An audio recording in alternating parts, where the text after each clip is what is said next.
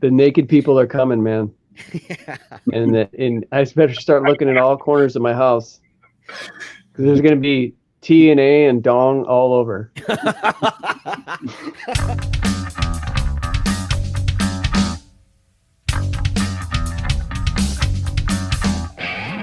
Welcome to Paleo Cheese Podcast, Episode 6, Hereditary, with special guest Bob Pastorella.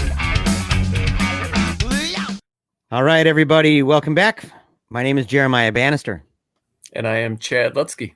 And together, we are the Paleo Cheese Podcast that tosses film onto the chaise lounge to discuss and psychoanalyze, and every once in a while to point and laugh at.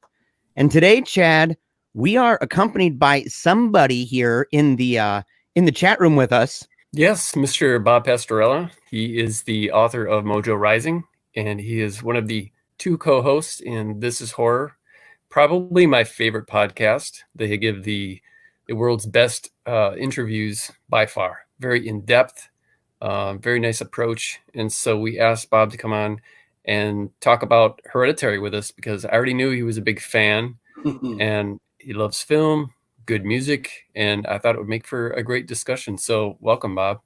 Hey, thank you. And thank you for the kind words about the podcast. I'm really glad to be here, and we'll be talking about a film that I really, really enjoy. Yeah. Actually, one of my books was nominated for a This Is Horror award. Not this year, but not this last one, but the one before that with Out Behind the Barn. Mm-hmm. I think Betty Rocksteady ended up taking the trophy. I was going to say it's a conflict of interest, but you've got this grudge thing going now, for sure. Like deep down inside, you're like, Bob, I brought you on to rake you over the coals, buddy. Yeah. Well, we're probably for this year, we're running like really behind, like everything else. But I think this week we're going to have this first week of May, we're going to have the announcement of the short list. This is completely people who listen to the podcast, who read the website. It's all of their votes that are going to pick. So we literally have nothing, to do other than weeding out some nominations that may not have made it. It's just really a novella. Oops, wait, this was published in 2018. Mm-hmm. It barely made the mark. So, that's the kind of housekeeping that me and Michael do. Other than that, it's all reader. It's all fans. Whenever I send in my nominations for the podcast, you guys had a podcast category, and I always put sorry, man, but This Is Horror. That's what I nominate. And I know you guys aren't going to worry yourselves, but it's the truth. I mean, I like the horror show with Brian Keene. That's another good one. I really like the I think it's great that the first time a guest is on, you guys always ask the same question for every guest, mm-hmm. but it produces, just vast differently answers. Oh yeah. I mean, we've had, to me, I guess the most harrowing account was John Skip, because we asked about early life lessons, what are some of the things that you learned in life? Mm-hmm. And John took us from his early childhood, because he grew up in Guatemala during a massive war, and he remembers that, and he took us down that path, and of course, it's John Skip. If you've ever had a chance to ever meet him or listen to him or anything like that, mm-hmm. He could talk, and you listen to what he has to say, because he's very dynamic. Yeah. He took us on this ride for about 10, 15 minutes, and we were like, holy shit, man. Wow. I don't think anybody can top this. It's amazing how that question brings out so many different answers. And it's also amazing is there's so many similarities too. Mm-hmm. We found a lot of writers that have actually, gotten into it because of film. They weren't necessarily influenced by reading when they were young. They were influenced by watching movies, and that's their outlet is actually getting the words out on the page. Mm-hmm. So I always find that, quite fascinating. I'm kind of a hybrid. I started reading at an early age and started watching movies I shouldn't have at a very early age. So it affected me. Yeah. It's so funny. I know it's a little bit off topic and hearkening back, but when you were talking about how much you love the podcast, and familiarizing myself with who you are, Bob, and listening to the way you talk about different things, I thought, man, I said, I can understand why he would love this podcast. But when he admitted to nominating you every year and saying, well, obviously you're not going to pick yourself or anything. I don't know if you guys have ever seen that movie, Cool Cat Saves the Kids. It's well, I'm unsurprised by this. It is absolutely terrible. But the thing is, they end up having this award show, and on the award show, it was something about cannabis, like the Cannabis Film Award thing. And it's amazing because the guy that put it together is a dude who does all these kid movies and stuff for Cool Cat, but Cool Cat won. And so it was one of those things. I know it's totally random, man, but as soon as you said that, this image of Cool Cat just popped in my head. It makes sense because, I mean, they'll let us, Michael will let me and Kev Harrison and Thomas Joyce and the other writers of the website, we can vote. So we have a say. He says, because you are listeners, just because, you do have a vote in this. The only thing that he won't let us do is anything that's like a conflict of interest. We can't nominate our own work, or anything like that, but it's, and that makes sense. And we don't want to be the cool cat, You don't want to be the cool cat. We want to be cool cats, but not that. Not that cool. Exactly. Oh my gosh. Speaking of cats, I had a dog once named Mr. Mojo Rising. You get the book Mojo Rising. Yeah, a little black pug. Man, the way that whole thing came about was just, I don't know. It's what happens when you watch True Detective, season 1, and start listening to a lot of Doors, and then you become convinced there's a story in the song lyrics, and then you write about it, and then you create a drug called Mojo Rising that is like the glue. I know a lot of people have asked if there's ever going to be a sequel, and I'm like, nah, maybe. But it's very hard to capture that same lightning, and put it in a jar. And I think that for what I wanted to accomplish, I did. I wanted something that people would think is, hey, I can't tell what's real and what's not real. And if I try to do that, then I can't do that. Because I've tried. I'm like, I'm going to strike it down and bring it onto the page. And it's like, 5,000 words later, you're throwing it away because it sounds stupid. Where it happened organically. Or sometimes books just don't constitute a sequel, if the story's told. Yeah, I've always wanted to take and do something about the brother that Junie was looking for the whole time. And do Chance's story. I do have like the first line of the sequel actually written. It deals with the first line is basically one of the characters that we forget about, Skillet. He's in a Waffle House, and the two guys next to him are discussing how to put Mojo into an eyedropper, and he overhears that conversation. Basically, I just have a ton of notes, but I've never done anything with it. And I was going to call it Immaculately Stoned. And because just a play on, that. But, man, I listened to the Doors for a year. I can't listen to them anymore. I have to pick another band. You could do it. I love the Doors. Yeah. You could make a whole trilogy and name the next one Crystal Ship. That was a title that I played around with. And it's, I don't know, maybe one day, but I would definitely not try. I think that the sequel would be a lot more straightforward. I've done the, is it real or is it Memorex type scenario. So I think I would try to do something, along the same lines, the same, some of the same characters, some overlap, but something different. I was going to say, speaking of things that writing, and books, we on the show, every single episode, we always dedicate the first, 10, 15 minutes or so to talking about things that we're reading right now and things that we may be watching, in fact. So we kind of, we play off both of those. But so what have you been reading, Bob? Like what's on the agenda for you right now, on the horizon, or things that are literally on your lap reading? Well, let me show you, because I have my bookshelf right here. And so I've got this, and I'm actually reading this on my Kindle, but this is called Between Two Fires by Christopher Buehlman. This is a really good book. It's got a nice little blurb from Publishers Weekly. And I don't know if you're familiar with Christopher or not. He writes basically horror fiction. This book is phenomenal. I got on Twitter and was looking for medieval horror, not sword and fantasy, medieval horror. And it was really funny because I was looking for recommendations on there, and Christopher made a comment that said, "Does somebody want to tell him?" And I'm like, okay.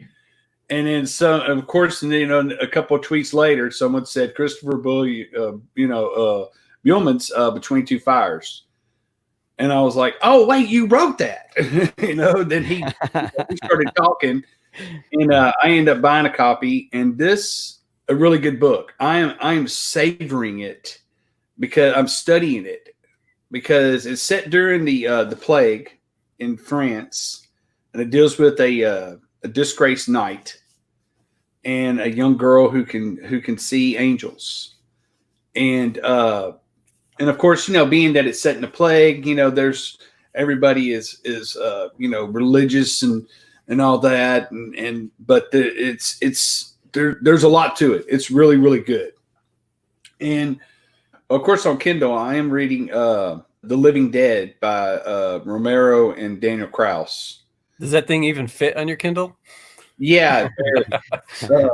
I think I've got enough space for like a app, but yeah, it's a big book. I've been reading on it for about like 2 weeks now, and I'm at like 20%. Yeah, it's pretty big, and I've gone through like quite. I was like, man, I'm only at 20%. Wow, But I read a book by him previously called Bent Heavens, and you can find it. It's on Amazon. It's by Daniel Krauss. I've talked to a few people who have said this, that they were they're like, oh yeah, that's the YA book. So I can cuss on here, right? Well, it's so funny because we were actually talking about this, and because normally I think we said what, badass, yeah. I think one time, but we had Mallerman on. And so it's just become, and anyone who's heard him talk where he's just being himself, you're in for it. And we weren't going to beep him out. But part of me was tempted to, because I thought, that might actually not be too bad. It might actually kind of sound okay. But I said, no, not with Mallerman. So no, there's no worries at all. We just let the people know. And just let them know this guy's got a terrible potty mouth. He writes scary books. Come on, man. Yeah, well, I mean, because I'm like, I'm one of those people that I do cuss a lot, except for, when I'm on a podcast, I try to make if I'm going to use a cuss word, I'm going to make it effective. Of course. Yeah. And so I've had a few people, including Michael Wilson. I was like, dude, seriously? They have trepidations because Bent Heavens is a YA book. Okay.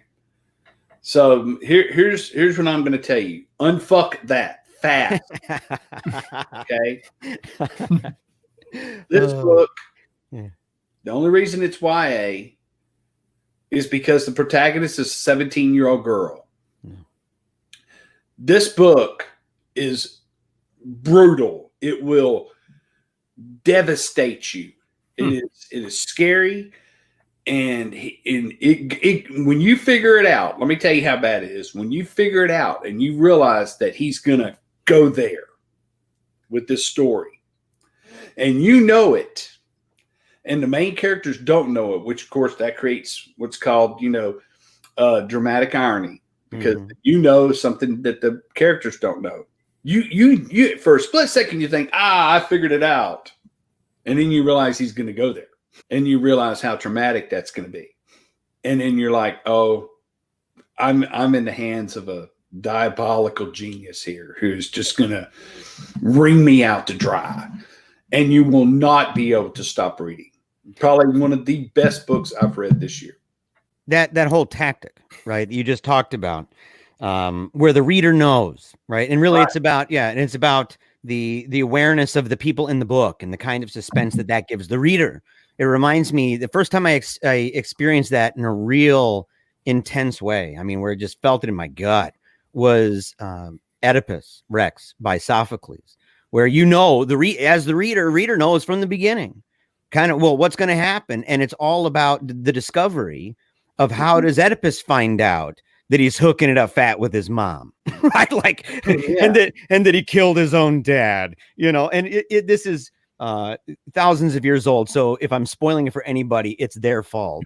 I'll say, look, man, this ain't new, but and it's that Aristotelian thing, from his book, what was it? The Poetics, talking about that kind of irony and how it plays out. And it takes a real genius to be able to do that in a powerful way and in a convincing and compelling way, because the reader does know.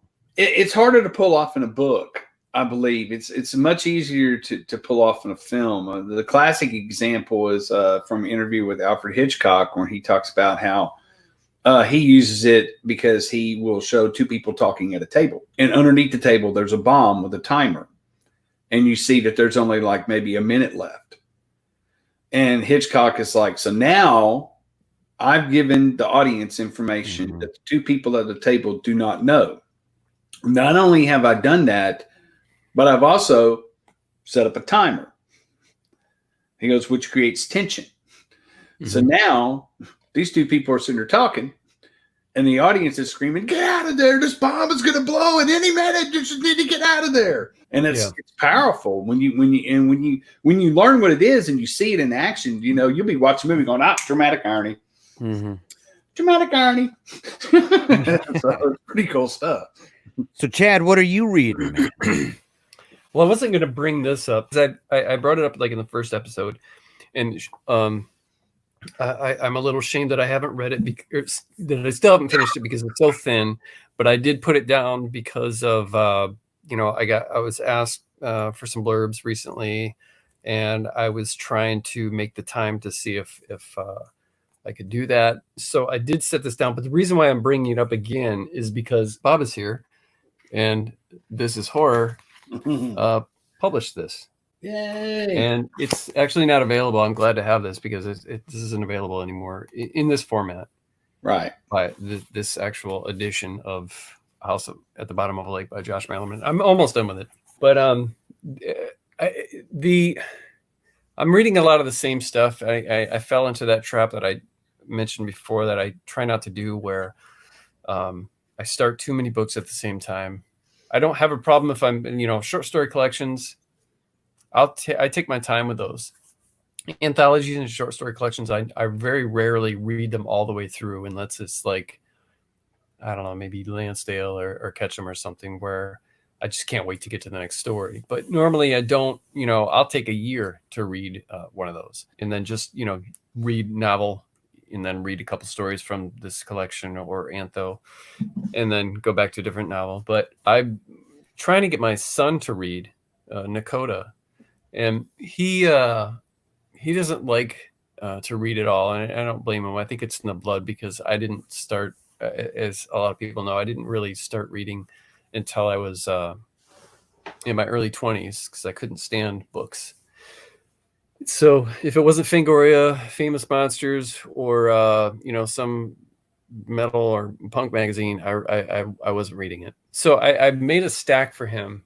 I said, you're gonna read. You're out of school early because this plague thing that's going on. So you're gonna read a book, and then you're gonna read another one. So I got a stack out, and I can't remember all the books that I asked that I presented. I tried to pick ones that I thought he would enjoy.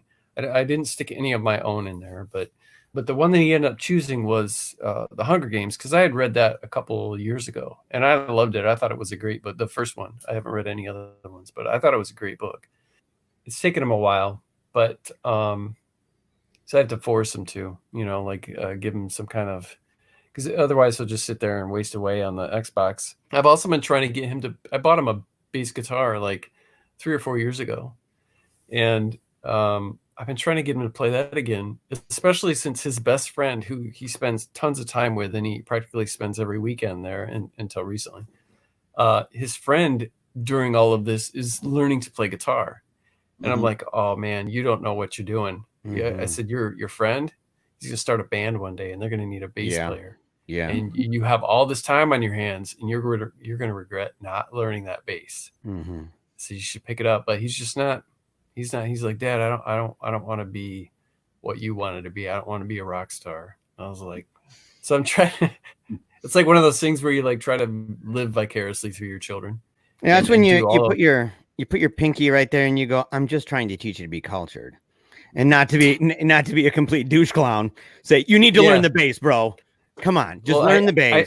He's at an age where he's like, going through that know-it-all thing. And I tried to explain to him, so you get better at a video game, at Minecraft or whatever it is that you're currently playing. So you get a little bit better at that, or you learn more about the game.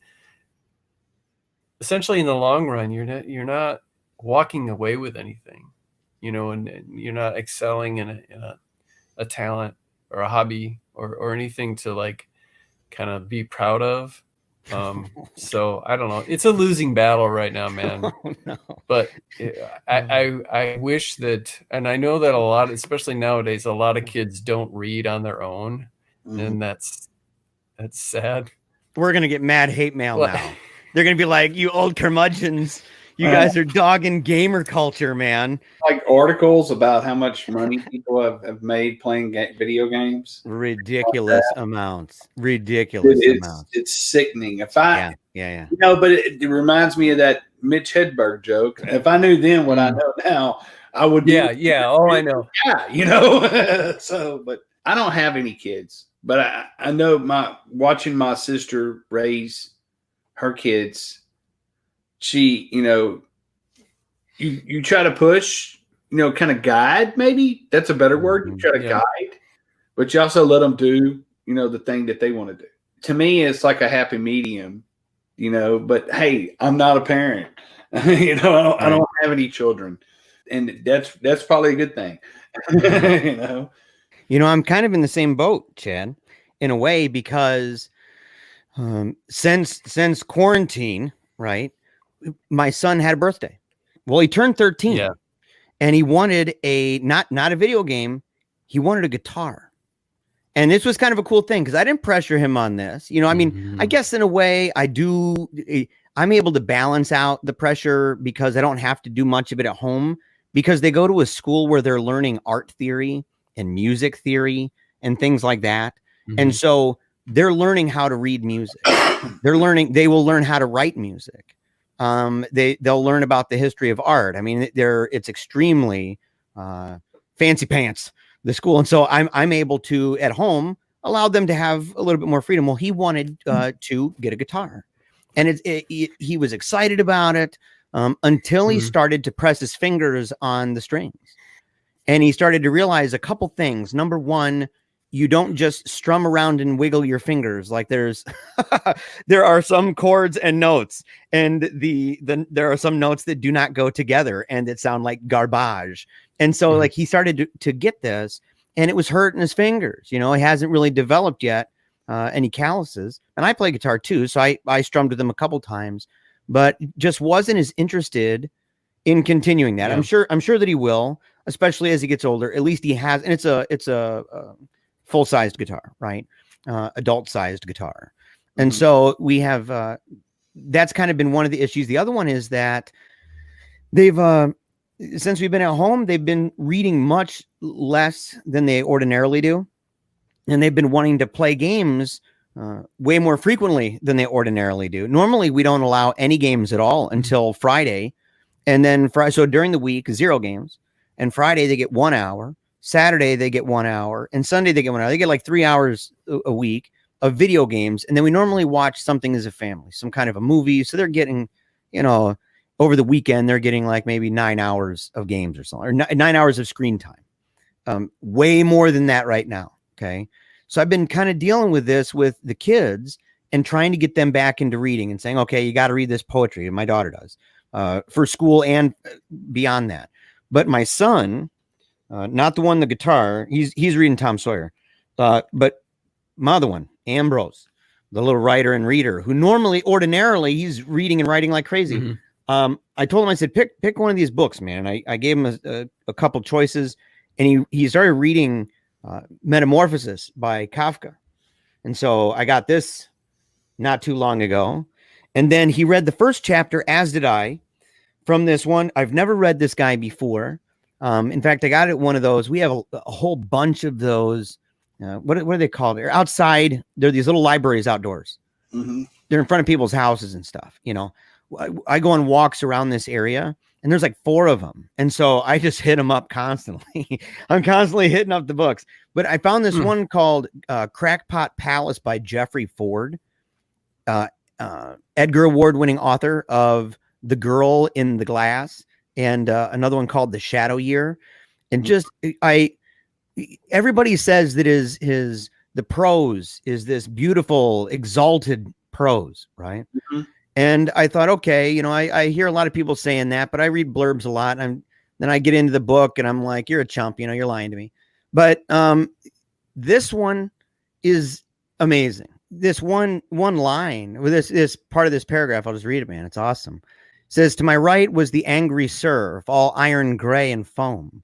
Above, brown clouds filled the sky like shoveled dirt, as if the setting sun were being buried alive. To my left, rising above the tops of the tallest dunes that surrounded it, was a most bizarre structure, a cockeyed monolith of a dwelling made of planks crafted in the shape of a human head. Its physiognomy was evident in the large eye-like windows, in the gable ears, in the white seabirds that sat upon its sloping roof like a close-cropped hair of an old man. The poorly joined wooden flesh of its architecture sagged, and the entire building listed forward as if deep in thought or nodding off to sleep. And I thought, Homeboy is epic. And you know what that reminded me of? And I'm probably going to go out on a limb here with that passage that you just read. Mm-hmm. And I'm going to butcher his name, but Jeffrey Ford, that passage that you just read, he writes like Zidlaw paints. I like that comparison, man. Yeah, because I got images of his paintings in that scene. And that's beautiful. And what book is that from? It's Crackpot Palace. And I like how he starts off midway upon the journey of my life. It's kind of a hearkening to Dante, you know, but it's so good. And I love it at the end. I mean, he's talking about, you know, all these images that he kind of wakes up and he finds himself in his home. If I remember right, his wife's voice is calling out, come to bed. And he said, and it startled me from my infernal work. And there's infernal here. How could she be here? I wondered. Then the palace began to tremble at its foundation, and the shifting mist lifted from before my eyes. I felt the snow and wind in my face, and looked up to see that I'd left my study window open. A thin ridge of snow lined the sill. As I stood, the images of dreams and scraps of story that had buried me to the neck sloughed away like so much sand dispersed by the wind blowing through the window. I closed it and turned out the light. Shuffling through the dark toward the bedroom, I finally remembered where I was and what I was doing. And I'm just like, what a genius. So I felt like they're not lying. The people who blurbed this and said that this guy has this exalted prose that's just gorgeous. I said, that's an understatement. That's just from the introduction. Mm-hmm. So I'm super pumped to read this. It's a collection of short stories. Yeah, I'm looking at now. The one I was going to bring up is that he wrote a book called Ahab's Return, or The Last Voyage, which is a weird fiction cosmic sequel to Moby Dick.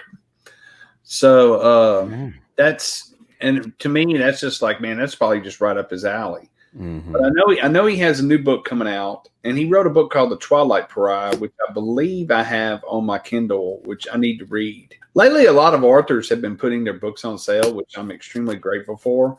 But the front like 2 pages of my Kindle now. Now every book has the word new.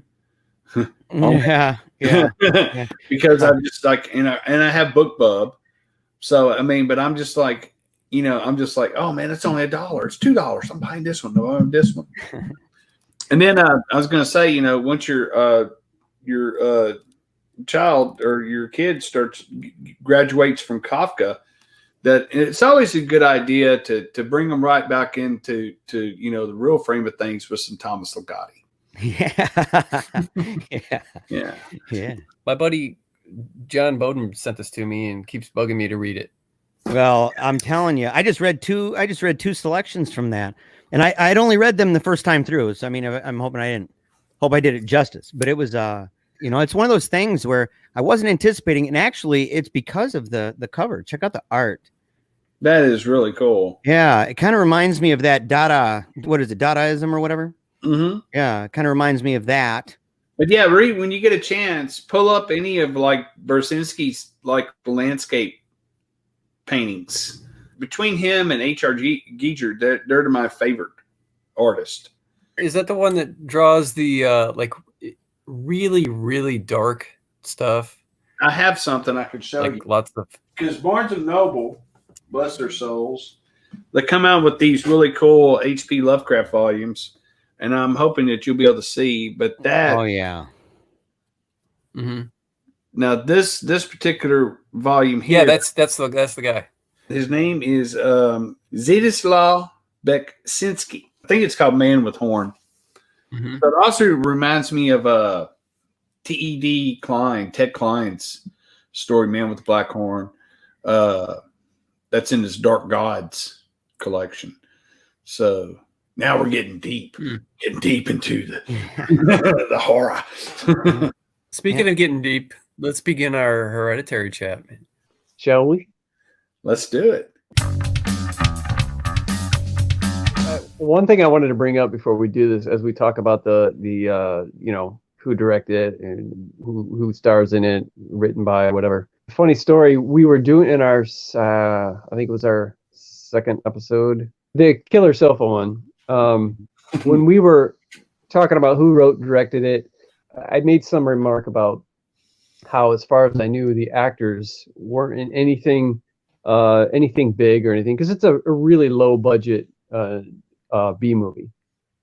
And a week goes by and we find out that how wrong I was, because one of the actors was in The Lord of the Rings and in The Hobbit.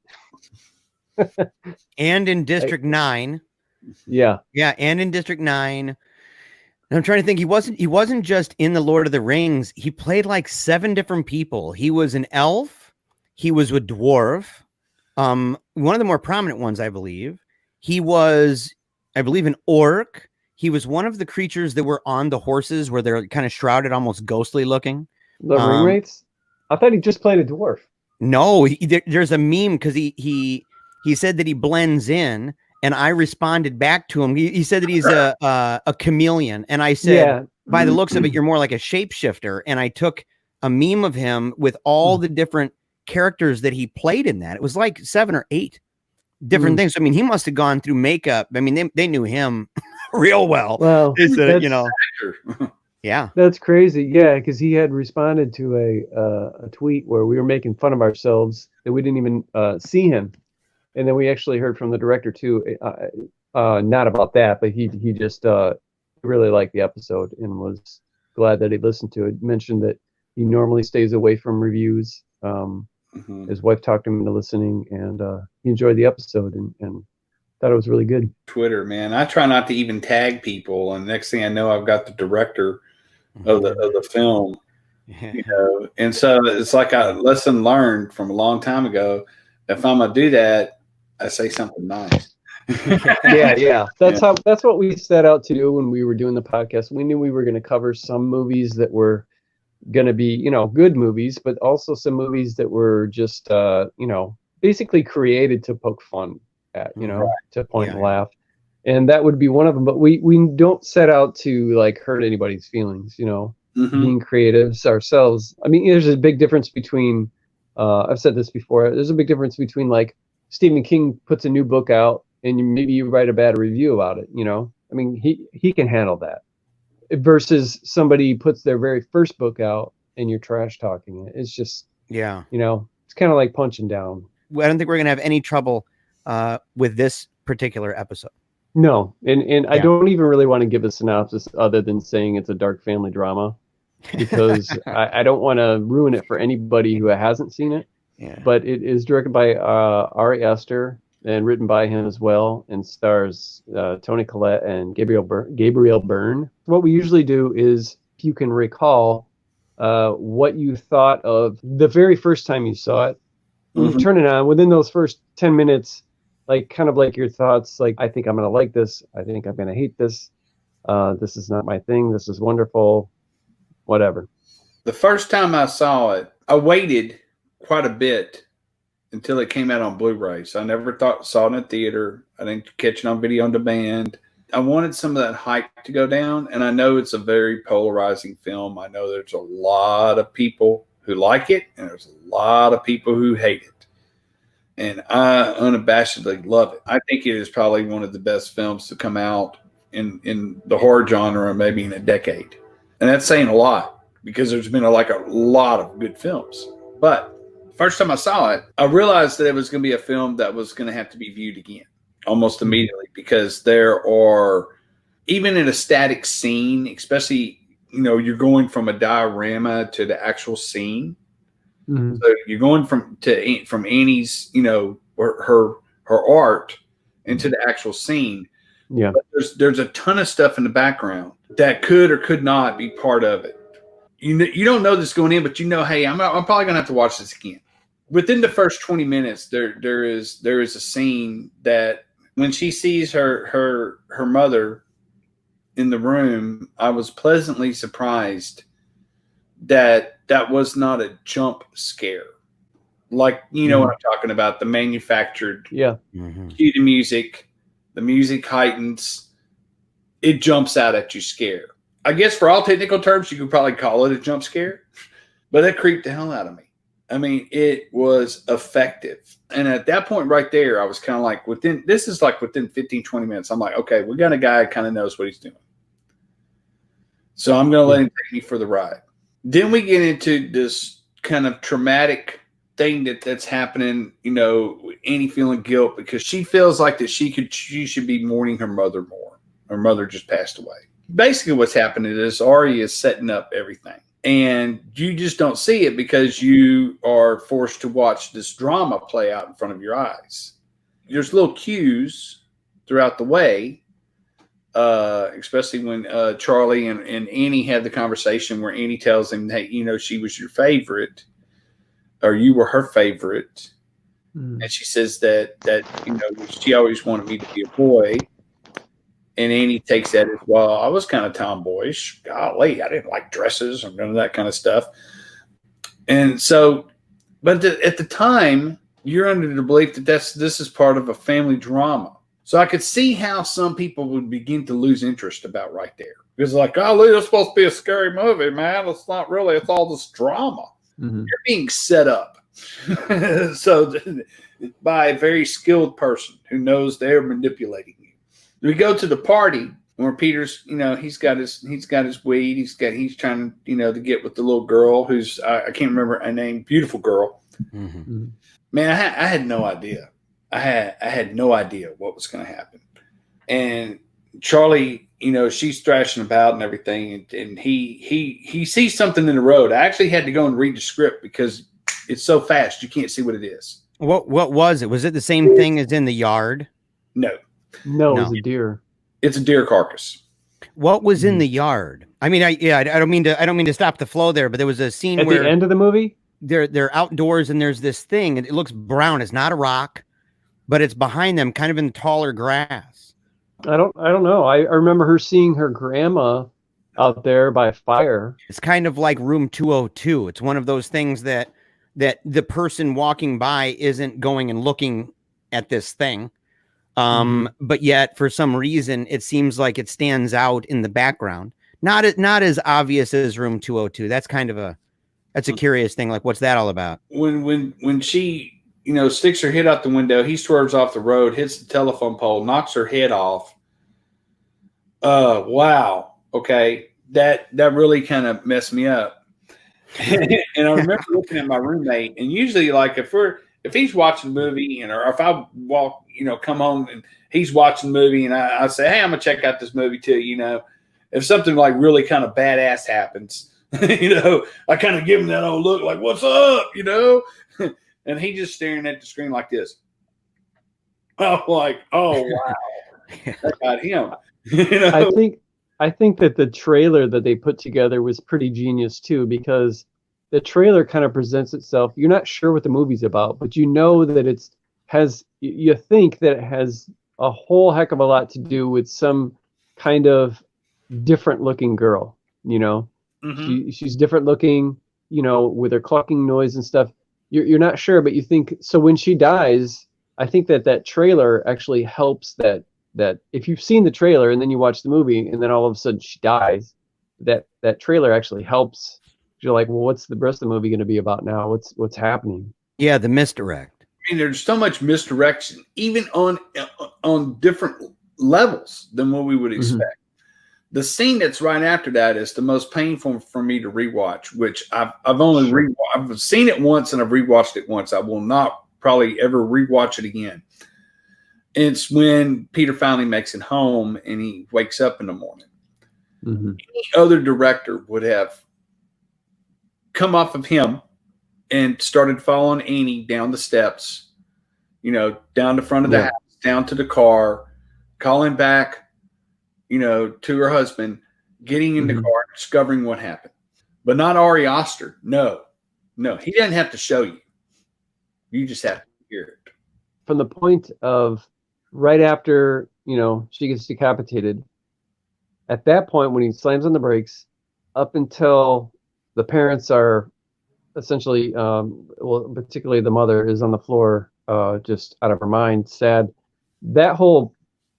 All of that whole, 5 minutes or whatever was probably the hardest for me to watch and the most disturbing. And that was the point where I was like, do I want to watch the rest of this right now? Because there was something about the kid's reaction that I felt like it was so authentic and real, because I can see that happening. No, in any other movie, he would have looked back there, he would have screamed and cried and freaked out and done whatever. But he was way too scared to look. He knew what happened. He was not going to look. He tried to look for a second in the rear view and was like, nope, I can't do this. And then he just drove off in denial and trying to pretend that he didn't want to deal with it. And that to me felt like one of the most authentic reactions to trauma that I've ever seen in a movie. And that's why it hits so hard. And then, of course, Toni Collette doing her insane acting with her just freaking out about the loss of her daughter. And with the kid showing he hadn't even slept all night and just waiting, hearing the footsteps, hearing her go, knowing that at any second she's going to find, her headless daughter. And it's definitely a great example of getting much more out of something that you're not able to see. And then there's that quick flash to her head, which is kind of like, I don't know if I'd call that a jump scare. It was just more of a real disturbing moment. I agree with the entire assessment of the power of the trauma in the scene where he's awake all night. I thought that was a powerful thing. And that ordinarily you're right, that the camera would follow the mom, right? If she wakes up, it would kind of follow her and then maybe not follow her all the way outside, maybe just be in the kitchen and then see her run back in real quick, or something. And that took me by surprise. But the one thing that, I didn't anticipate that her head would get knocked off that way. I mean, that was that's a scene in its own right. Okay. But I anticipated something pretty terrible, because why have the son not call 911? Why get in the car and drive a very, very long way through this very remote place? He knows that she's allergic to peanuts. So he knows. You mean from the party? I thought about that, but I think it's because he's going to get there faster. He's already carrying her out, and he's speeding like crazy. He's going to get there way faster than any ambulance is going to finally get there, grab her, and go. Unless, of course, they brought an EpiPen, which is what she needs. But the thing you have to understand too is that bong hit that he took was quite impressive. Right. The script, and he takes a quite impressive bong hit. I think that's the words he used. So he's probably feeling the effects of that, which, I mean, there's still a little bit of a fogginess. And so you're not going to go, hey, I can call 911. You were like, no, we're going to get in the car. We're going to go. Did you see the close up of what the friends were watching on the iPad? It was it's a guillotine. They're watching somebody getting their head cut off. I did not know that, but now I do. Yeah. And that's the thing. Multiple viewings of this film. If you've seen Midsommar by the same director, and after you, it's like Hereditary kind of trains you, because when you watch Midsommar now, it's like, and it's one of those films I watched first, and I waited a day or two and I watched it again because I knew I was going to miss some things. But there's so much in Midsommar that you're like watching the stream like this. You're trying to get everything at one time. It's like if you could open your eyes even wider to where you could see all the details while still see the action. Mm-hmm. It's crazy, because the second time I watched Midsommar, I had to look at the edges and the tops and the bottoms of the screens, because he put so many clues in there. It's like everything is deliberate with this guy. It's like a puzzle, which, I mean, the Hereditary, the whole story is a puzzle. 20, 30, 40 years of watching horror movies and reading horror books. There's something in my lizard mind, for some reason, that when her head got chopped off by the telephone pole, cut off, something clicked, but I couldn't put my finger on it. Mm-hmm. This is on the first time watching. I remember that. I'm like, there's more to what's going on than what we're seeing. And so he begins to continue to manipulate you with the grief counseling, Joni, the friend, the seance, and something about the seance didn't feel right. And at that point right there, after, like I said, and I'm a lifelong horror fan, I figured it out. She is unwittingly doing a ritual. She has been manipulated. We've been manipulated into seeing what we think we see. But this character has been manipulated beyond that, because now she is actually performing a ritual, not realizing what she's doing. But I still didn't know what the ritual was. So there's dramatic irony again, because there's manipulation on multiple levels. There's character manipulation, audience manipulation, and that's pretty tight for a first debut. It's one of very few movies too. Actually, the only one I can really think of right now, where you almost want to tell somebody if they're going to watch it, well, you need to watch it twice. The first time you watch it, you just watch it for the ride. You go along for the ride. You appreciate all the visuals and the creepy atmosphere and some of the creepy scenes. And then the second time, you can actually put the puzzle together and watch it as it happens and catch on along.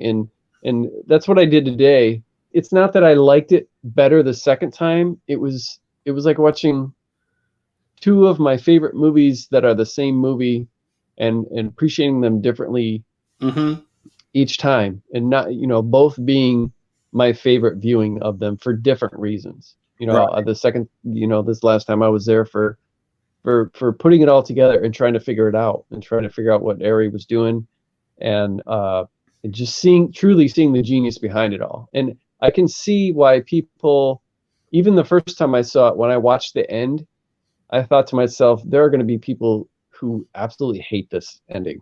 Mm-hmm. And then they're not going to like it, because I will admit to being a little indifferent about it. But I think that had everything to do with the fact that we just went through this crazy 20 minutes of his mom going possessed and sawing her head off and all this kind of stuff and all these, really scary scenes. And then you go into this like ending where it's supposed to kind of be put together. So it was kind of, at that point, it was a little hard I was supposed to jump back into cerebral mode. And then when I was just into that scary visual mode, but yeah, this last viewing was just as much fun, but for different reasons. Yeah, that's how I feel. I mean, you get something out of it each time. Like one of the things I noticed right off the bat was the flies at the beginning of the film, and it's like buzzing, showing the treehouse, and of course, the camera turns around and shows the dioramas and all that, which are really, I mean, to me, they're almost the dioramas are chapter breaks. It's like every single possession trope is in this film. And he pulls out so much from actual demonology. Oh, yeah. Peyman, there's a whole lore about Peyman. And it's funny because I went through after I watched it, and I wasn't down with the ending. The ending is actually one of those things that, in part because in preparation for this, I watched a whole bunch of different commentary, including yours, Bob, which was excellent. Okay. Yeah, and that podcast, man, mention the podcast. Days of the Fright. And they asked a really cool question about superpowers that I won't go into here, but it was an interesting answer that you had. And I don't know if it'd make you a superhero or a supervillain, but you got to go check out that podcast. But when I was watching different takes on this, some of them quite serious, and some of them so serious that they're people who do the rituals themselves, chants and things like that, magical chants and invoking Peyman and talking about the benefits of invoking Peyman, even for hooking it up fat with ladies in the middle of the road when cars are honking at you, apparently, and all of this. That's all there. It's all online. In fact, there's a whole genre of videos that I didn't even know existed on YouTube. But it was interesting to see how much of this was true to form. It was interesting to even hear the way he talked about it, and that he, the director, saying that he went in and he was studying it quite a bit, but he got to a certain point where he had to get out of it. He said, I can't deal with this. Like it's pretty dark stuff. Oh, yeah. But even the phrases at the end, right? The kind of prayer, or I don't even know if it'd be called a prayer. It's more like an invocation, right? At the end, that a lot of that wording, in fact, is taken right out of a book. What is it, man? The Lesser Key of Solomon. Is it the Goetia? I don't know how you pronounce that. The Getsia. Lesser Keys of Solomon the King, Samuel McGregor Matthews, and Aleister Crowley. And so in there, I mean, it goes through and it talks about a lot of this line by line, even down to the thing that was a strange phrase. And I, not growing up with a lot of horror, I wasn't familiar with the concept of familiars. Okay. The good familiars. And I said, well, what the heck is a good familiar? And it was funny because in the pre-show, we were talking about sounds in the room, and you let your good familiars out of your room. You have cats. Yeah. And so your good familiars were told to leave. But there were certain things in it that I wish I would have thought of. You can't really think of it until you see it, and then you got to reflect on it and then decide if you want to see it again. But for example, the beginning, it's panning around this room, right? And you've got all of these. It's the little world, right? What was the phrase you used for that? Diorama? What's the phrase you used? The actual little art things that she makes, those are called dioramas. Dioramas. So And there's dioramas. I have a friend of mine who actually does that, but he does it for Alien, based off the Alien films. He sculpts the best action figures you have ever seen, and he creates the diorama, the Nostromo. Well, like where it begins, if I'm remembering correctly, the first room that it shows seems to be is it the grandmother's room, right? And the grandma, isn't it the grandmother's room? It's Peter's room. Wait a second, no. The first one's not Peter's room. The first one, the very, very first thing, because it pans and it eventually goes to Peter's room. Yes. So the first room, the hospice. Yeah, the first room is the one with the door closed. That ultimately would be the room in the picture, the promotional. It says "keep out" on it, and that's the mom's room. That's the room that they lock up. And so the way they pan it around and stuff, and they begin to show. I've heard somebody talk about it. And maybe I'm wrong, but I've heard somebody talk about it, questioning whether, that the imagery of that and the symbolism of that is that it's almost as if they are the work of other hands, that there's an artist at play here that's not the family. and that the family itself is part of this diorama, right? The little world, and that these demonic forces, these occultic forces, are what's manipulating and what's doing this outside of that, and it's almost kind of a scene within a scene, which it turns out to be, in fact, right? Then which brilliantly done, seamless.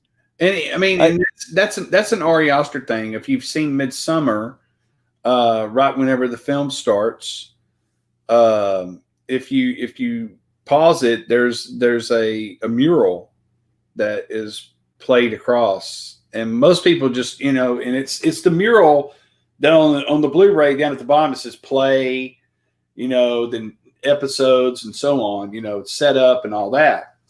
So, but if you pause it right there, just let it sit right there, and you look at the mural, you will see that it tells you the whole damn story. Yeah, it does too. Most people, they just go, well, that's pretty artwork. Let's just watch the movie. But the mural tells you the whole story. So basically, it's like looking at a storyboard. Showing us, it's a storyboard. The dioramas are a 3-dimensional storyboard of what's about to happen. And the whole family has been manipulated by outside hands. To me, that's one of the scariest things in the world. That scares me to death. That cult, that concept of the cult. I mean, when you think about it, the word cult is in there. That means there's more than one. There's followers. It's secret. It's cabal, and that stuff is very scary to me. Two things I noticed on this last viewing was, and I don't know if this first one was on purpose or not, but I did notice that the areas where that belonged to Charlie were elevated. Her treehouse was elevated, and her bedroom was also elevated, just by like 2-3 steps, as though it were, you take a couple steps up to a throne or something. Very weird, very strange setup. And again, I don't know if that was done on purpose or if that was symbolic of her, even though she was, she was not a male. She was essentially being borrowed for, temporary purpose, and acted as Peyman. And I also noticed that her clucking that she did, she only did it when that spirit or that oppressiveness of Peyman was nearby. And if you watch it, every time that something is going to happen or that force or whatever is nearby, when she's at a funeral home, she does it, and there's cult members sitting there. And then she does it when she sees her grandma in that fire out in the weeds. And then she does it again at school when there's the bird dies. I think she does it then. She's constructing the little thing for the bird. Yeah, and then she does it again when right before they pass the telephone pole, she does it in the back seat. And then I can't remember the other time she does it. I think the other times she does it are after she's dead, right? When you hear it. But I thought that was interesting, and I was also trying to figure out. I know that there's something about everything. Like there was a lot of beheading in there. The mom gets beheaded, and then the bird, she beheads the bird. Charlie herself gets beheaded. But I even wonder if it may have had been less to do with beheading and more to do with the mind and the head itself, whether it be the mind or the head, because when the mom gets possessed, she's basically trying to destroy her head on the ceiling, and then Peter does the same thing in class. He smashes his head on the twice on the desk, and I don't know if any of that's related in something to do with the mind or the head. I mean, it's not beheading, but when people are hurting themselves in the movie, it has to do with their head. If you look at the whenever she finds when she's digging into boxes and she finds the photo album that shows Joni, there's also a description of Peyman, which is basically it's a big reveal, because if you pay attention and read what it says, it pretty much tells you what's going on. Which, like I said, first viewing, that confirmed my suspicions that I had in the back of my mind, and I'm like, okay, so I know where this is going. But on the picture of Peyman that they have, if you notice there that around his side, there are 3 hits. So there's going to be 3 sacrifices. Yeah. Okay. So we have a headless mom. We have Annie who loses her head. And we have Charlie who loses her head. When Peter has his fit in the classroom, that is when Peyman is trying to enter Peter. Yeah. And then there's a scene right before that is really telling us when Joni's across the street while he's eating his lunch, and she tells Peter to get out. Yeah. She exposed like, I invoke you, you know? Yeah. Yeah. She's exercising Peter out of his own body. Yeah. Now, who is the woman? Because it seemed like there was 2 women. The one that waves doesn't look like. Yeah, the one that waves at Charlie. Yes. Yeah, I don't know who that was. She's a cultist, like the smelly guy. Whenever she's looking at the mom's body, he's a cultist. Everybody at that funeral is a cultist. You said something, Bob, on another show talking about the possibility that the mom knew the whole time, and that maybe she was suppressing this knowledge, or that she was trying to avoid it, that she had her inklings or whatever, because she's wearing the symbol too, right? And she's seeing the symbol.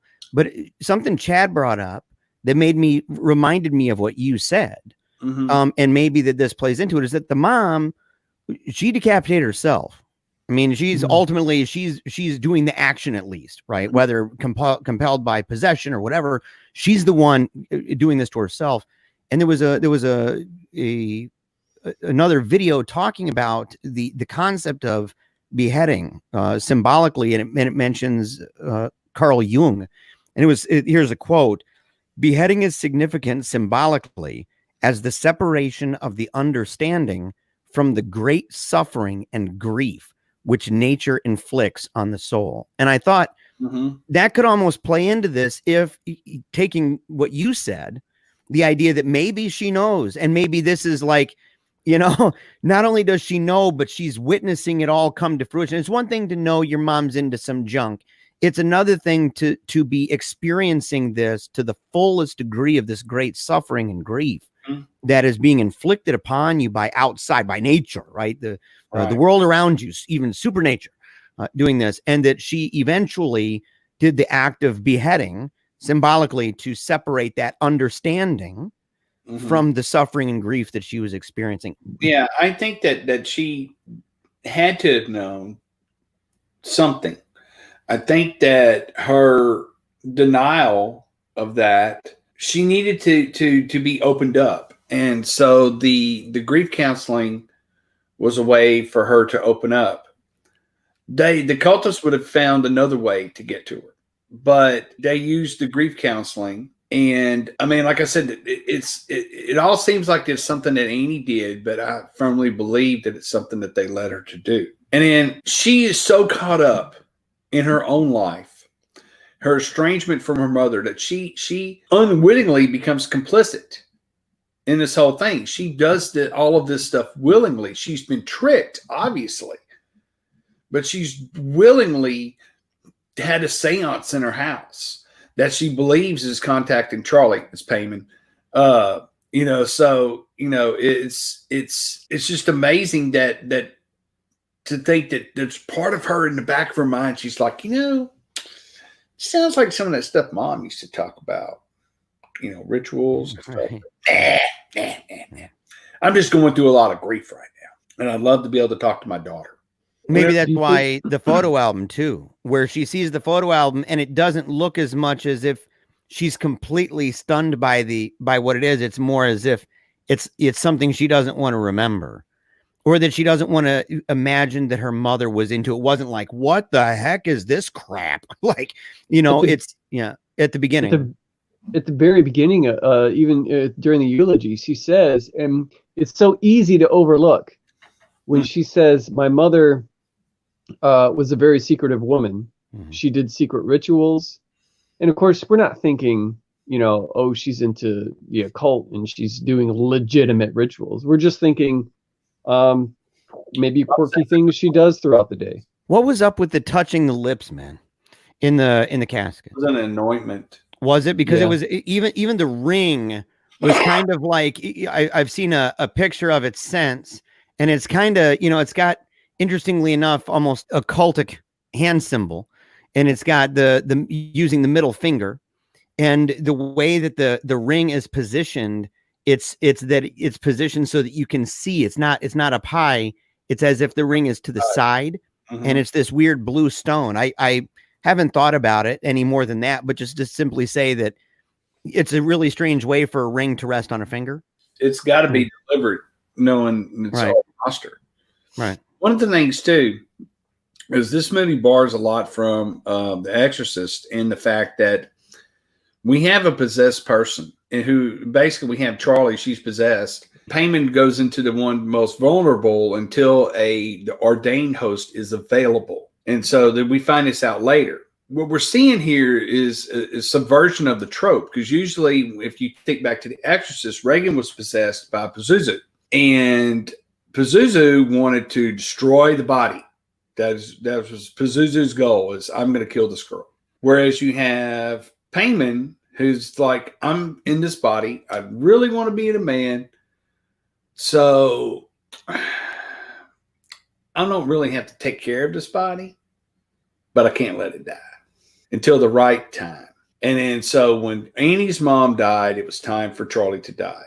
Annie's mom was the beginning of the ritual. That was your focal point. Bam, right there. When that happened, the ritual began. The ritual ended when Peter woke up with the bandage on his nose.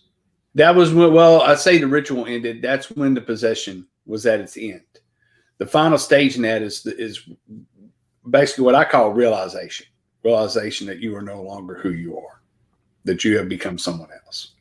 Well, he didn't get fully possessed until after he jumped out the window. But that's also when he begins to discover who he is. So, I mean, it's like we're seeing the beginning of the end. It's not just because there's a running clock. It's just that everything else has been fulfilled. We have the three kids. We have the three sacrifices. We have additional sacrifices, too, that are kind of like red herrings. Very, very strange that Gabriel Byrne would just happen to just burst into flames. Yeah. There's the book in there. The longest time I thought he was part of the ritual, but I don't think he was. I think that was just collateral damage.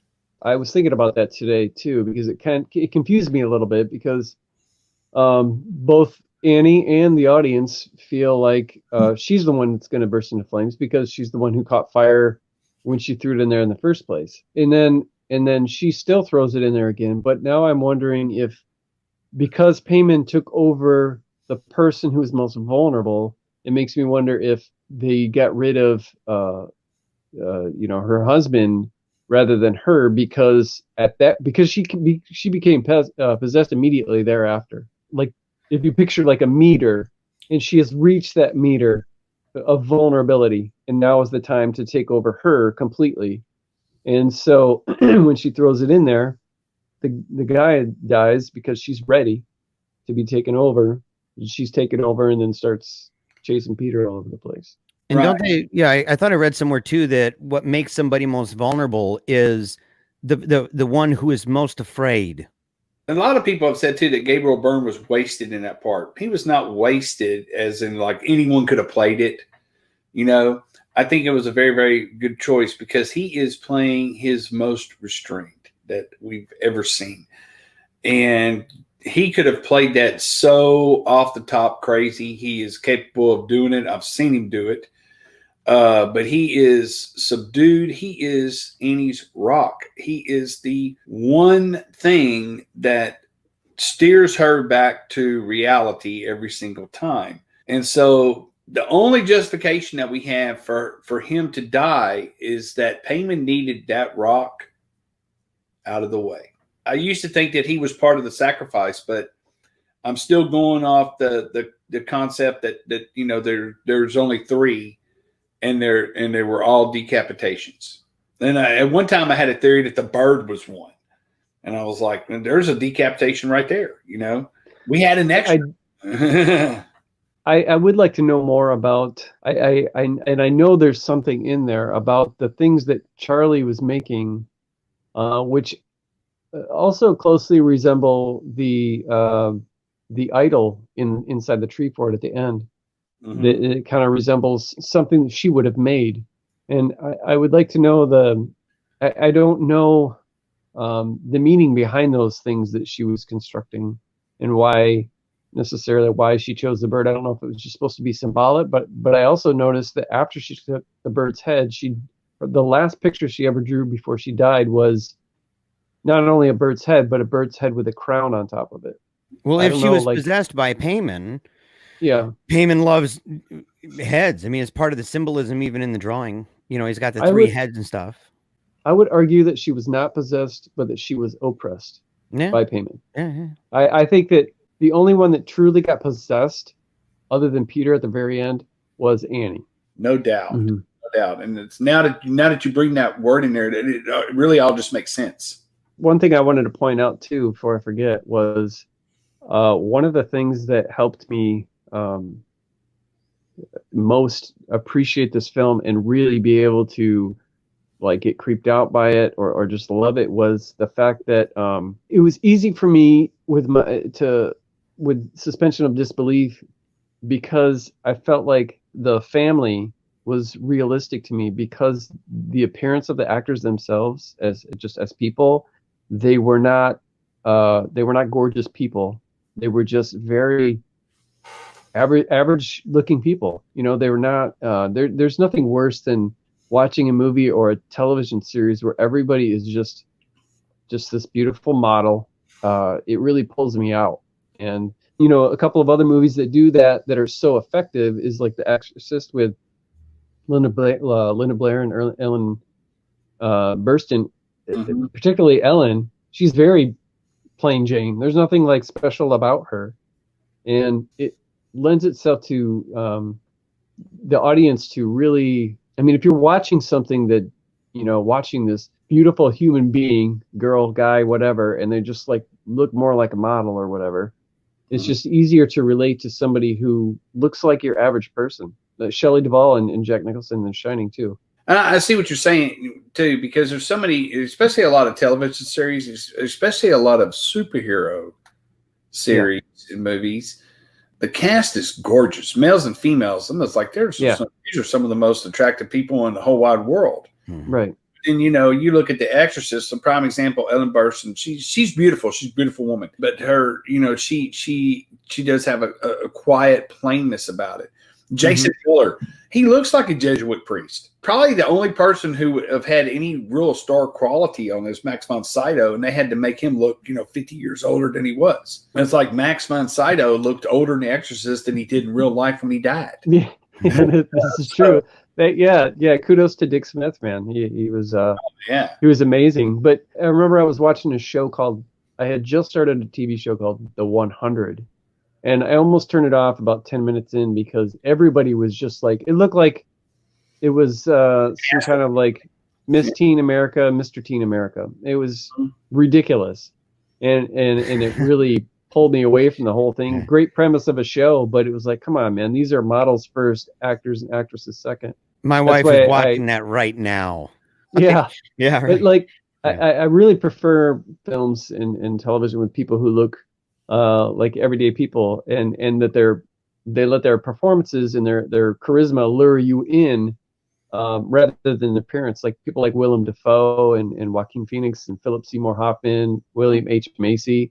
You know, those are all some of my favorite actors, and they look like more relatable to me. I mean, it's the same thing in Midsommar too. If you look at Florence Pugh, I guess how you say. I mean, and here's the thing: she's beautiful. She's a beautiful girl, but she looks like someone's girlfriend.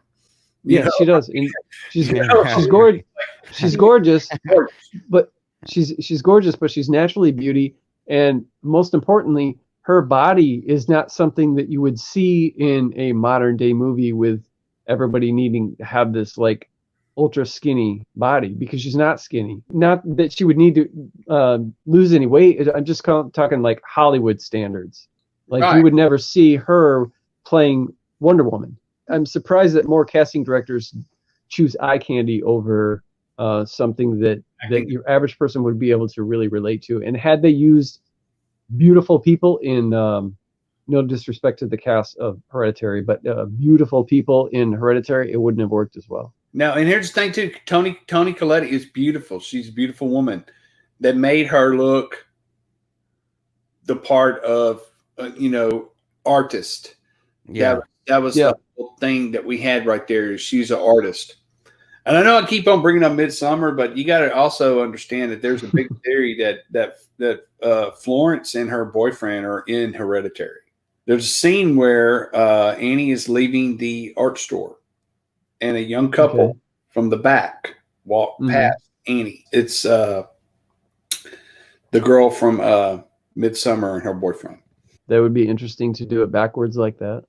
So Jeremiah, I know that we talked briefly after you watched the movie, and that I got the impression that you were a little underwhelmed by it, and we talked about if that was the fault of hype, or you were just looking for something less cerebral and more scary because everybody talks about the scariness of it. So what would you like? What are your to try and wrap this up? What are your like overall thoughts and of course your rating, your star rating up to 5? I stand by my initial statement. Because how did I feel when first watching it? You know what I mean? First 10 minutes is pretty slow, but it also lays the groundwork. It's fascinating. I anticipated, and see, this is where I may be a different breed, is that I felt like a lot of it was predictable. I can appreciate the psychological manipulation that was going on, but at the same time, I was not very impressed by the idea, first of all, by the son bringing the daughter in the car. I've smoked a lot of weed too. Okay. Let's get this out of the way. Right. I've taken, you're talking about huge bong rips, man. I've smoked some serious ganja, and and I would have at least called an ambulance or something and said, look, instead of just carrying her out and putting her in and driving in the middle of the desert and stuff. So I anticipated that something bad was going to happen, especially because I saw the weird symbols and stuff. And there was enough of that going on where you see the weird symbols on the necklaces, and then you see it on the pole, and you see it on so I anticipated something bad, right? And it's dark, and they're speeding, and she's almost dying, but I didn't anticipate what it would be, but I anticipated it being bad. And I felt like, when the friend, Joan, Joni, the friend, that when that began to happen, number one, the oddity of seeing somebody that comes up and they relate like, hey, I lost somebody. I anticipated this is going to be a problem person. And then you see where she's insisting, like super insistent, that you've got to come over and you have to see this. And then she was the one controlling the seance. It wasn't like, hey, I saw a person, but it's, I know how to do it myself now. Then I said, oh, well, this person's obviously whack, right? So this person's obviously super wicked. So when there was the scene where she goes back, the mother goes back, knocks on the door, and nobody's answering, but there's candles all over. I was not at all surprised by that. I was surprised by the ending, and I know we talked earlier about whether or not we're gonna give it away or not. I won't. I'll just simply come to find out I didn't have to just simply say that the end did surprise me. Okay. I was surprised by how that played out. And it would be interesting now for me to go back and to say, okay, with this in mind now, how would I now see this? What would be the things that I'm looking for now, having studied this and having watched different reviews and heard Bob talk about it and stuff like that, and heard you talk about it. But I felt in a way that the ending was, what is it? Deus ex machina, right? The God of the machine. Like if there was a devil of the machine, right? If there was a devil of this, to come in and be the demonic version of that, the inverse, I would feel that this movie is a little bit of that. and that the devil comes in and swoops in. This is what's really going on, folks. It's all been a magic trick, right? A sleight of hand. And so, but all of that being said, I still think I would have enjoyed it more. And I'm not saying it's a bad movie. I'm not going to rate it like you rated Unicorn City. Okay. I'm definitely not doing that.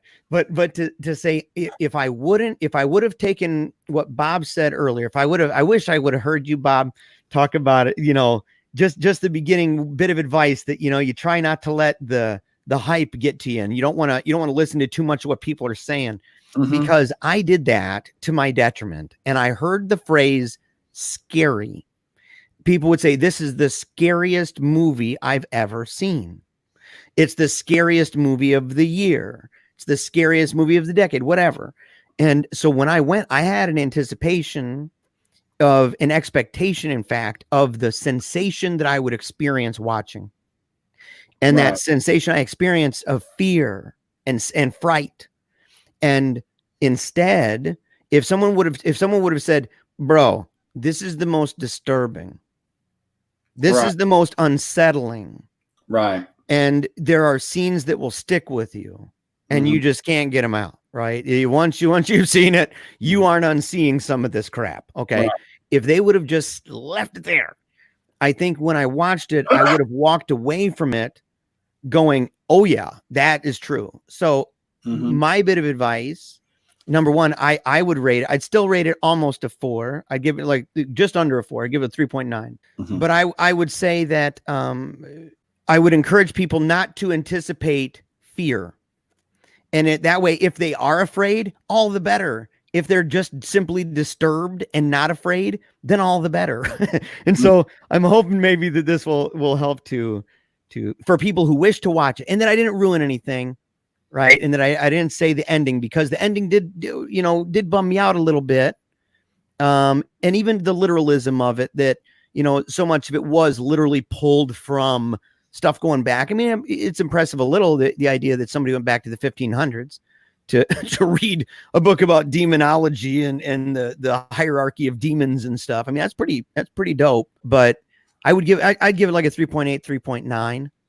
Yeah, I would say that if I had to rate it, and I hate rating because you're trying to put an objective measurement on a subjective medium, but I mean, it's definitely a 4 out of 5 stars, which is strong. Okay, there are very few 5 stars films that I've seen in my life. So, and which is why I hate ratings, because people's like, well, what's a 5-star film? And I try not to use the word scary, because I mean, I think that especially with this film, what's scary to me is things that, prime example, season 1, True Detective, the fact that it was all part of a bigger group. That concept of it's all part of a bigger group is scary to me. Okay, because it has a feel of being real. Okay, a scary film to me is like Jaws. That movie scared the shit out of me. But Hereditary was brutal. It's disturbing, and so those are words that I try to. But when if you got somebody who doesn't read, or they just like movies and they think Transformers is like the best film that they've ever seen, Transformers, dude. Tell them, hey, maybe tell them that it's a scary movie, because I've heard a lot of people say that it's slow, and it's not slow. It's jam packed with tension, and it moves at a very swift pace, considering all of the things that they're doing in this film. The massive amounts of manipulation. It is moving at a very swift pace. There's nothing slow about Hereditary. As far as the ending goes, it was okay. I didn't need it. I'll say that. I personally didn't need it. I think that there was probably some that did. I did like the presentation, but the actual very, very last scene, I did not need the narration.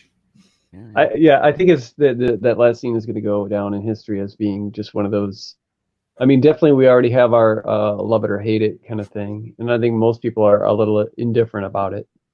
But it's definitely going to go down in history as being kind of a WTF moment, I guess, in cinema. But for me, the movie, it's an easy 5 for me. And usually 5s for me are anything that I count in a, like a top 10, 15, horror film list or something. But this isn't a 5 for nostalgia reasons. It's not a 5 because it's a 5 because it affected me deeply. It disturbed me, and it was unsettling, and it was just really well done and very, very creative.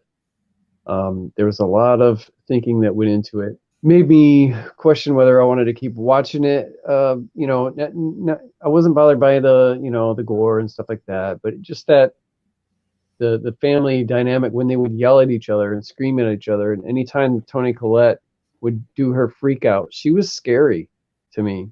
When she would be screaming and that look in her eyes, and there was nothing supernatural about that. That happens in families. This is a family being torn apart, and it was hard to watch. Mm-hmm. And that was the scariest part of the movie for me, or the most unsettling. But yeah, it's a 5, and I would rank it as in my, if somebody was like, well, what's your top 5 horror movies?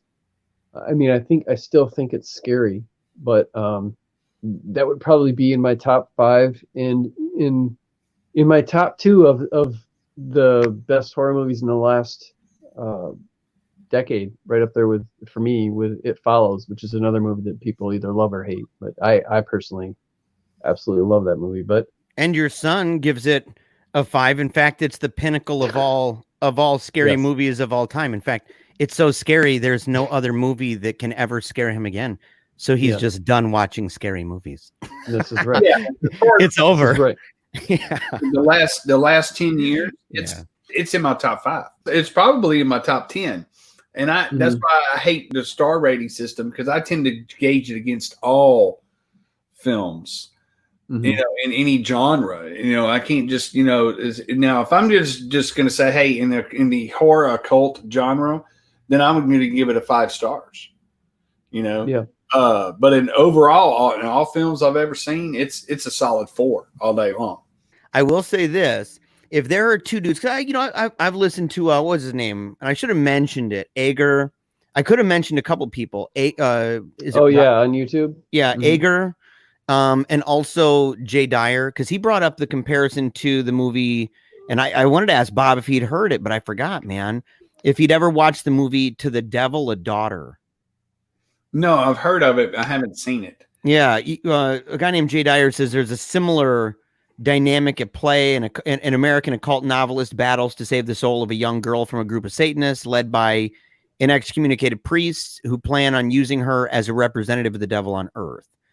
And so it's a similar, different, a boy instead of a girl, or a girl instead of a boy, stuff like that. But Jay Dyer from Jay's analysis made the comparison to that. But if there are, after watching those and hearing them, if there are 2 dudes that could convince me that this movie is better than my initial thought, it's you 2. Hearing you guys talk about it, forcing myself to think it through more as you're describing it, you've convinced me at least that I don't have to be compelled to go and watch it again. Jeremiah and I were talking a couple episodes ago about the term elevated horror, and how I didn't like that. And I think that it's sad that we use that term to describe an intelligent film, something that is unique and doesn't and makes you think and doesn't follow a bunch of cliches and tropes, and that we have to have a term for that instead of just a good movie. I mean, all those great horror movies from the 70s, if they came out today, they would be probably considered elevated horror. The elevated horror is a terminology used by critics who don't like horror to explain why they liked a horror film. Yeah, they want to keep their they want to keep their elitist pretentious status. Yeah. And yeah. So, and I have a very broad definition of what horror is. I mean, you know, I've gotten arguments with people whether Bone Tomahawk's a horror film or not. They're like, there's nothing supernatural in it. I wasn't scared. I'm like, yeah, but I think Kurt Russell, when he was in that cage at the end of the film, was scared. He was feeling horror, weird deal, you know. So, Jeremiah, you know, is there any, while watching this, is there any moral that you walked away from that maybe we didn't pick up on that you think you could share with the listeners, or that, you know, anyone that haven't seen the movie, or give them another reason to watch it? Yeah, dude, if I'm ever, you know, in an attic and seeing dead people and seeing my mom cut her head off and then jumping out of a window and somehow surviving that, only to witness what the son witnessed with the mother. Okay. And I don't want to give it away too much, but let's just say, man, I ain't following her up the ladder to the treehouse, dude. I am booking fast out of there and I'm getting out of town, because whatever is up in that treehouse is not as awesome as whatever else is anywhere else. And so that would be my moral, man, because that was a bad decision for him. Okay. I don't think that was very wise in what his eyes were forced to see. I wouldn't, definitely anything anywhere is better than in there. That I think proves my theory. Horror cannot happen until someone makes a bad decision. Hereditary is a film where the bad decision is made at the end of the film. That fits right here, man. There's no doubt about that. So, Chad, if there was a moral for you, I think that if I know that my house is fully stocked with ant traps, and yet ants are still showing up everywhere, that the naked people are coming, man. And I better start looking at all corners of my house, because there's going to be T&A and dong all over.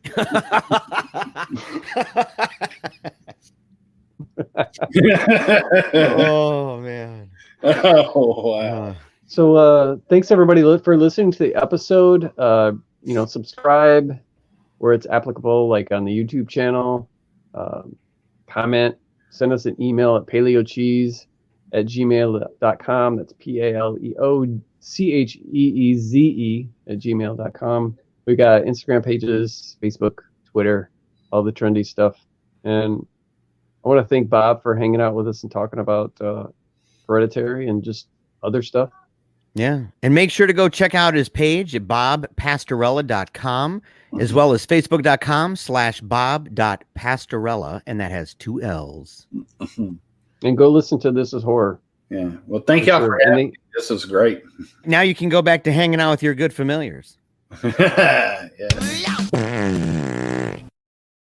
The Necrocasticon, where we blend horror and heavy metal for your pleasure and ours. Featuring interviews with the stars of heavy metal, horror, and more. With host speculative fiction author and journalist Thomas R. Clarke, YouTube sensation Mr. Scott Reacts, foodie and metal historian, Smoking Walt Ball, the Spartan Warrior, Sergeant Fury, Dan Roberts. And our guy on the couch, Uncle Skip. 'Cause we all need a guy on the couch. Oh, and me, Charlotte, your virtual hostess. Available Mondays, wherever you find your fine-ass podcasts.